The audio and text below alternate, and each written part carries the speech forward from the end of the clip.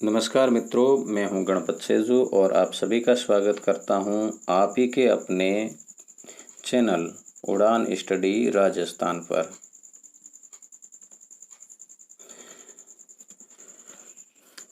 अपनी जो सीरीज चल रही थी हिंदी के अंदर समास के अंदर अपन ने बात कर ली थी। कौन कौन सी, देखो, अव्ययी भाव समास देख लिया था। उसके बाद में अपन ने देखा था तत्पुरुष समास, ठीक है ना। तत्पुरुष भी देख लिया था। तत्पुरुष के बाद में क्रमधारय देखा था और क्रमधारी के बाद में आज जो अपन बात करेंगे वो द्विगु समास के बारे में बात करने वाले हैं।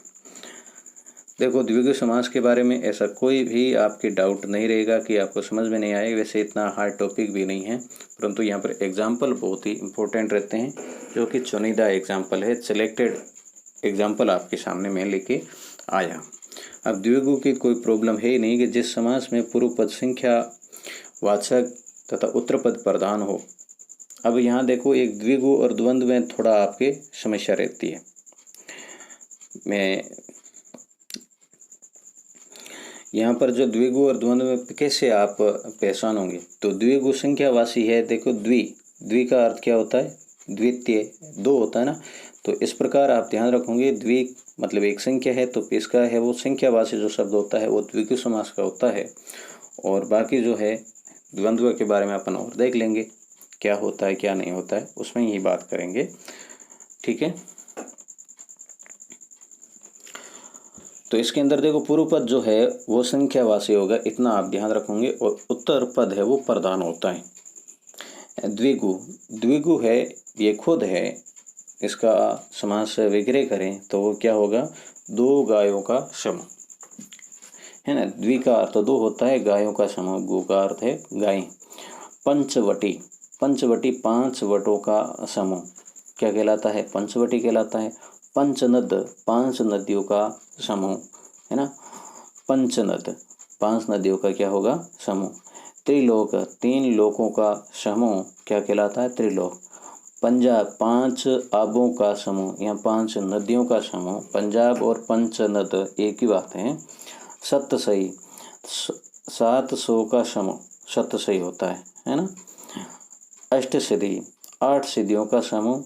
नवनिधि और नवनिधियों का समूह। अष्ट सिद्धि 8 सिद्धियां और नवनिधि 9 निधियां। उसके बाद में बात करें अपन, तो यहाँ देखो आपका आ रहा है अष्टाध्यायी। अष्टाध्यायी का अर्थ है 8 अध्यायों का समूह। त्रिफला, 3 फलों का समूह। नवरात्र, 9 रात्रियों का समूह। अब आपके सामने आ रखा है द्विगु समास, ठीक है ना। द्विगु समास क्या होता है? तो इस समास में दोनों पद है वो क्या होते हैं? प्रधान होते हैं। दोनों पद क्या होंगे? प्रधान होंगे। अब देखो, राम राम, राम कृष्ण, इसमें दोनों पद प्रधान हैं, राम और कृष्ण। 10 20, 10 या 20, दाल रोटी इत्यादि। यहाँ 3 एग्जाम्पल मैंने कुछ अलग से दे रखे हैं। इसके पीछे भी ये लॉजिक है कि ये जो द्वंद्व समास होता है ये भी 3 कंडीशन में होता है, 3 प्रकार का होता है। वैसे ये एग्जाम के अंदर पूछा नहीं गया है और पूछा जा सकता है। राम कृष्ण, राम और कृष्ण जिनके बीच में और आता है वो इतरेतर द्वंद्व होता है। 10 20, 10 या 20 जिसके बीच में या आता है वो वैकल्पिक द्वंद्व होता है। दाल रोटी जिसको है, देखो, दाल रोटी इत्यादि मतलब कंटिन्यूअस होता है, वो होता है क्या है? समाहार द्वंद्व है। तो यहाँ ध्यान रखोगे, जिसके बीच में और हो वो है इतरेतर, या हो वैकल्पिक, या इत्यादि जो रखा है वो है समाहार। अब इम्पोर्टेंट एग्जाम्पल देख लेते हैं। माता पिता, माता और पिता मतलब इतरेतर है। खान पान इत्यादि। कंदमूल फल, कंदमूल और फल। आन बान और शान। देखो, यहाँ ये जो 3 का जोड़ा दिख रहा है ना आपको, तो भी इसको ध्यान रखोगे आप, क्योंकि ये तीनों ही पद प्रधान हैं। तो आन बान और शान। तन मन और धन। धर्माधर्म, धर्म और अधर्म। यशाप्यस, यश और अपयश। चतुर्दश, 4 और 10। यहाँ देखो चतुर्दश, ये चतुर नाम के देख के आप केवल द्विगु नहीं कर लोगे, परंतु यहाँ ये भी देखोगे चतुर और 10, तो यहाँ पर दोनों पद क्या है, प्रधान है, इसलिए आप 4 और 10। 64, 4 और 60। खेल कूद इत्यादि, अगल बगल, बगल इत्यादि। यहाँ पर देखो, यहाँ मतलब एक क्या है कि प्लस में, यूं ही बोनस में कहे ना, ऐसे शब्द भी आ जाते हैं। जैसे अगल तो कोई शब्द नहीं है, ये ओनली तुक्या कलाम है, साथ में जोड़ने के लिए लगा रखा है।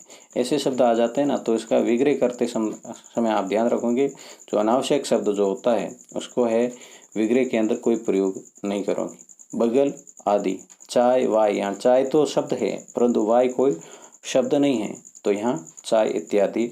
अड़ोस पड़ोस, यहाँ अड़ोस क्या होता है, कुछ नहीं होता ना, पड़ोस आदि। दंपति, पति और पत्नी, यहाँ देखो वैसे सभी को आपको पता होगा, फिर भी यदि न्यू कैंडिडेट है तो वो देख लें। दंपति पति और पत्नी को कहते हैं। 150, 100 या 50।